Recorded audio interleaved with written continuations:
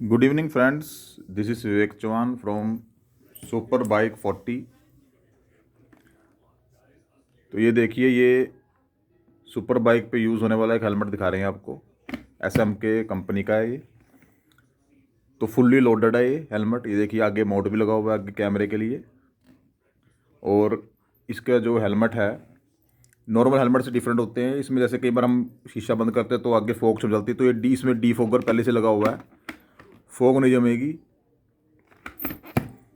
और काफ़ी हैवी है ये देखिए, यूरोपियन सर्टिफाइड है।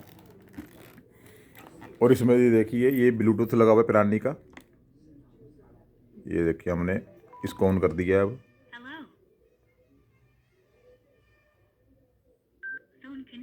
ये देखिए, अब आप कुछ भी आप फ़ोन पे बात कर सकते हैं, इससे वॉल्यूम कम ज़्यादा कर सकते हैं।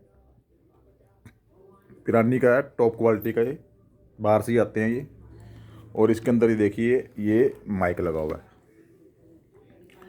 तो ये अलग से लगवा रखा है। तो आप कोई ब्लॉगिंग करते हैं, आपने बात करनी तो पूरी क्रिस्टल क्लियर बात आवाज़ सुनेगी आपको। स्पीकर्स इसमें अंदर यहाँ पे फिट किए हुए हैं। तो हेलमेट है, हेलमेट तो अलग आता है, ये अलग से लगाना पड़ता है। और इसके साथ ये जो माइक है, माइक अलग से लगवाना पड़ता है। तो काफ़ी चीज़ें दूर से लगती है कि नॉर्मल की है कि हेलमेट डाला हुआ है, तो हेलमेट नहीं है ये। अगर इसको मार्केट में आप बाई करेंगे इस सारे सिस्टम को, इतने सिस्टम को, तो इसकी वैल्यू ही कम से कम 40-45 हज़ार की वैल्यू पड़ जाती है। क्योंकि ये हेलमेट भी कम से कम 10-12 हज़ार का हेलमेट है। पिरानी का ओरिजिनल ये ब्लूटूथ है, ये भी कम से कम 10-12 हज़ार तक का आता है। फिर इसके अंदर से ये स्पीकर ये लगा हुआ है माइक, ये भी 7 हज़ार का है ओरिजिनल। फिर स्पीकर अलग से लगे हुए हैं इसमें 8-8 हज़ार के ओरिजिनल वाले। तो ये चीज़ें इंपोर्ट होती हैं बाहर से, तो इसलिए महंगी होती हैं काफ़ी। फिर शौक़ की कोई कीमत नहीं होती। तो ये एक मैंने थोड़ा सा आपको दिखाया है। इससे भी अच्छे बड़े हेलमेट आते हैं, बेल के आते हैं, बेल के हेलमेट।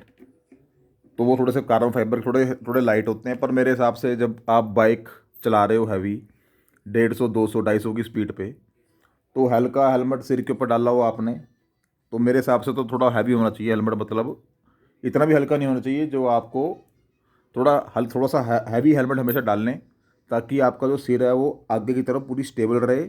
और जो हवा हवा की जो फोर्स आ रही होती है, उसको आप स्टेबल होकर उसको एकदम से फेस कर सको। हल्का हेलमेट डालोगे तो फिर हल्का सा आपने सिर यहाँ वहाँ किया तो ज़्यादा आता है। तो ये मतलब मैंने अपना एक पर्सनल व्यू दिया है। बाइकर जैसे जो होते हैं मोटो जीपी में जो बाइकिंग करते हैं, तो वो तो हेलमेट भी इसलिए से हल्का डालते हैं। कार्बन फाइबर के होते हैं हेलमेट होते हैं उनके, ताकि वेट रिड्यूस करते हैं वो। बाइक के अंदर भी जितने भी कुछ न उनका एक स्पेयर पार्ट भी होगा, कुछ नट भी होगा, कुछ भी, उसको कार्बन फाइबर से रिप्लेस कर देते हैं वो। तो उनके लिए 1-2 ग्राम कुछ कुछ कुछ भी हल्का सा भी कोई वेट है बहुत ही मायने रखता है रेस को जीतने के लिए। पर नॉर्मल वे में हम राइड करते हैं, बाइक चलाते हैं, घुमाते हैं, स्पीडिंग भी करते हैं, स्प्रिंट भी लगाते हैं, तो उसमें सेफ्टी तो होती है। पर मैंने वैसे एक नॉर्मल बताया कि जो हम नॉर्मल कोई भी बाइक चलाता है 100, 150, 200, 250, 300 तक की स्पीड भी हम, कई लोग सुपर बाइक्स हैं जो नॉर्मल जो हमारे हाईवेज़ होते हैं उस पर 300 की स्पीड भी अचीव हो जाती है। तो बाइक अच्छा होना चाहिए। बाइक वो उस पर लगने वाले 3-4 बाइक है वर्ल्ड में। एक तो BMW S1000 RR है, दूसरा डुकाटी है V4 पैनिकल, फिर H2 है निंजा का H2R, वो लगता है।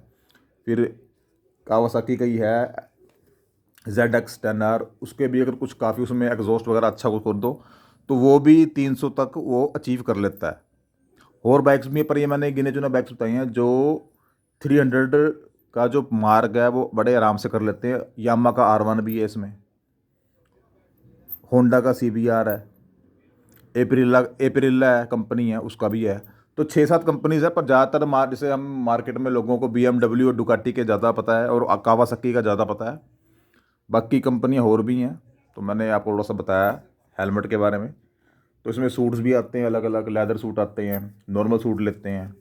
तो वो सूट्स भी कम से कम 50 हज़ार से लेकर 4-4 लाख के सूट्स ही आते हैं जो हम पूरा बाइक में डालते हैं। तो उसके बारे में मैं आगे नॉलेज दूंगा आपको। ओके।